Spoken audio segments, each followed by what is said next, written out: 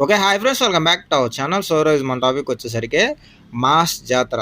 So Raviteja గారి దగ్గర నుంచి వస్తున్న మూవీ అనమాట. భాను డైరెక్టర్ గారు వచ్చేసరికి.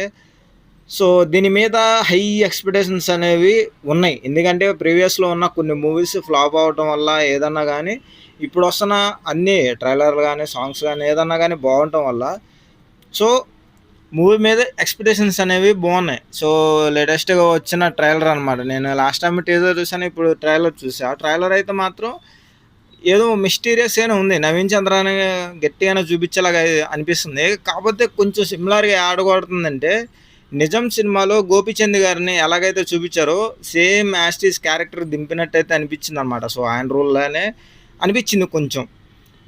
సో ఇంకా మూవీలో అయితే కామెడీ టైమింగ్స్ అనేవి 'వెంకీ' మూవీలో గానీ, 'రవితేజ' గారి 'కిక్' మూవీ గానీ, ఏదన్నా గానీ ప్రీవియస్‌లో ఆయన వింటేజ్ మూవీస్ ఏదైతే ఉన్నాయో సో సేమ్ అవి తీసుకొచ్చేందుకు తీసుకొచ్చి ఇందులో కామెడీ అయితే పెట్టారనమాట. సో అలాగే ఒక ట్రైన్ సీన్ జరుగుతది కదా 'వెంకీలో', మీకు ఈ నవలంటే చాలా ఇష్టం అని చెప్పేసనని.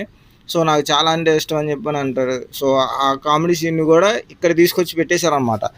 ఇలాంటివి చాలా ఉంటాయి అని చెప్పేసనని డైరెక్టర్ భాను గారు చెప్పడం అయితే జరిగింది. ఎందుకంటే భాను గారు కూడా రవితేజ గారి ఫ్యాన్ అవ్వటం వల్ల సో ఫ్యాన్ బాయ్ ఎలా తీస్తే ఉంటుందో అలా మీకు మూవీ చూపిస్తానని చెప్పేసనని ఆయన చాలా కాన్ఫిడెంట్‌గా అయితే అన్నాడనమాట. అంటే ఈ మూవీ వేరే వాళ్ళతో చేయాల్సి ఉండే, కానీ రవితేజ గారితో చేయాల్సి వస్తదని చెప్పేసని అనుకోలేదు. సో నా ఫేవరెట్ హీరో అని చెప్పేసని ఆయన చెప్పేసి ఆ కామెడీకి సంబంధించిన మొత్తం నేను యూజ్ చేసుకున్నాను రవితేజ గారికి సంబంధించినవి అని మొత్తం ఆయన అయితే చెప్పాడనమాట భాను గారు. లేటెస్ట్‌గా మీకు లాస్ట్ టైం రిలీజ్ చేసిన ఒక ఇంటర్వ్యూలో అనమాట. సో చూడకపోతే మాత్రం చూడండి, యూట్యూబ్‌లో అయితే ఉంది.